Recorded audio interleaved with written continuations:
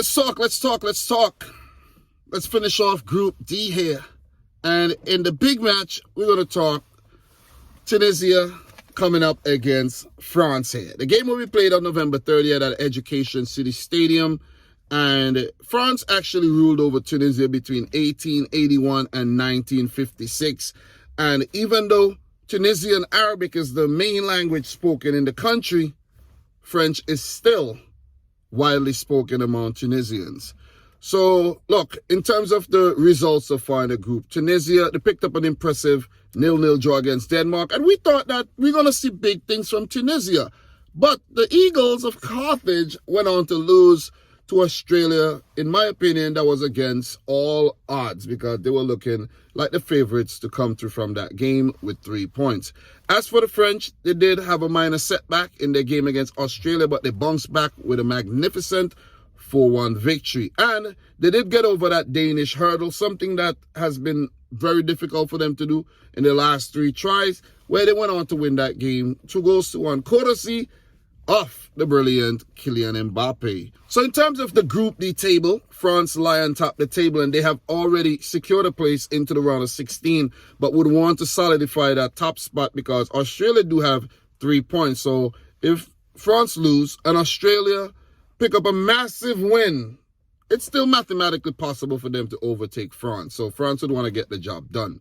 Third in the group, Denmark, and at the bottom, Tunisia. So in terms of head-to-head, guys, between the two teams, 9 previous meetings, and Tunisia with 2 wins, France with 3, and 4 games ended in a draw.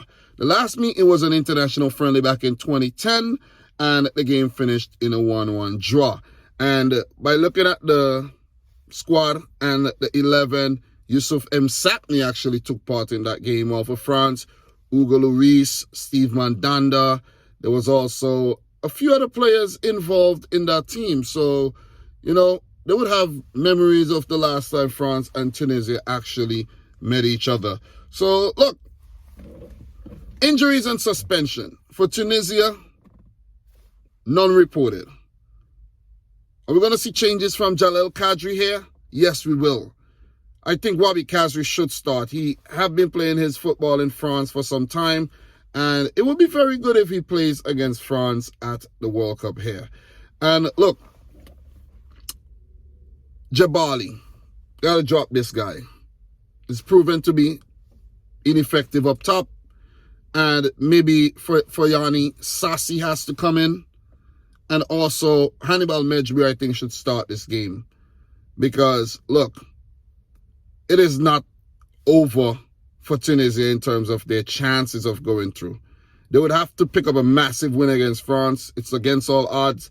And hope that the other result actually helped them. But they need to put their best 11 possible out there to get a goal and to put up somewhat of a fight. So, for France, Luka Hernandez is out with an ACL. No suspensions. And in terms of changes, I think with the fact that they've gone through, they would back themselves to at least get a point to stay on top of the group. And they will rotate. I think they will bring in some of the reserves. I would even like to see Steve Mandanda and Alphonse Areola split the game half-half. You know what I mean? Give Hugo Lloris a bit of rest. But let's see if they're going to do that. Let's see. But I would like to actually see that happen, though. So, in terms of some key insights for Tunisia, they're yet to score from 27 shots in their 2 games at the World Cup so far. The team has never gone through an entire tournament without scoring, and this is their 6th World Cup. For France, France have won each of their last 6 World Cup games, the longest ever run in the competition. And what does each team need to actually advance? So, France, they're already in the round of 16, and as I mentioned, they want to solidify their top spot by not losing the game.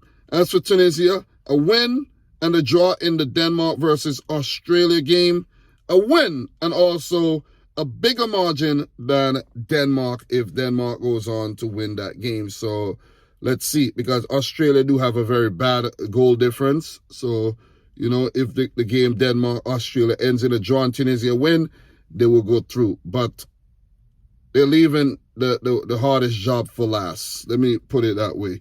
So, in terms of my prediction for this game, guys, look, France have broken the champions curse.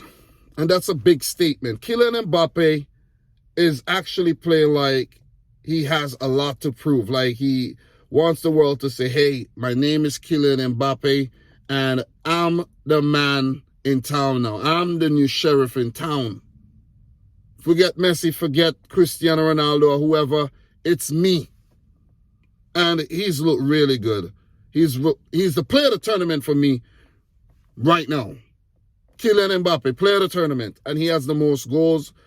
He's along with Enner Valencia as well. So Kylian Mbappe has a point to prove. Would he start in this game?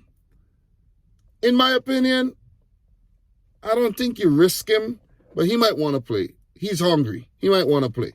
But I will definitely expect to see Didier Deschamps rotate heavily and get a lot of fresh legs on, rest up some of the guys who took part in the earlier games because, you know, players could get injured. Look at Luka Hernandez. His tournament is over.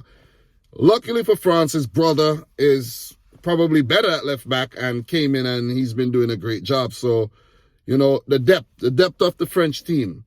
But look, Tunisia have not shown us that they're capable of winning any games. And leaving the hardest job for last, coming up against France in what is a derby, something special could happen. They could, you know, play to the level of their opponent if they reach deep down inside of them. But I can't see this happening. I think Jalal Kadri and his boys already effed up their World Cup chances, or let's say their chances of going through to the next round. But with football, guys, you never ever know, man. You never ever know. France could put out a rotated 11 and they just get beaten off the park. You never know. And then the results work out in their favor in the Australia-Denmark game. You never ever know. You never know. But I just don't see this happening. I think the French team is stacked up and the squad is deep enough for them to go out there, rotate, and still get a big victory against Tunisia. I'm going to go for 3-0 to France. Tunisia, you would have to prove me wrong. Do you have it in you? Could you reach down inside and make it happen? I don't think. Even a draw, maybe? I don't think so. Tunisia goes through the entire World Cup without scoring a single goal the first time that would ever happen to the team. So what happened to Jalal Kadri after the World Cup? I don't know. Because a lot of countries get mad and they sack their managers for not making it to the knockouts. Like, I think some teams have their expectations way too high. And maybe Tunisia might be one of those teams. But are we going to see them back at the 2026 World Cup? Most likely. Most likely indeed, man. So, look, France are looking good. They're looking like they're very capable of going on to defend their World Cup title. And they now are going to prepare for the round of 16. Look, France are in Group D. They play a team from Group C. And right about now, they'll take anybody. Let me just put it that way. They would take anybody because you got to beat everybody in order to win the tournament, right? So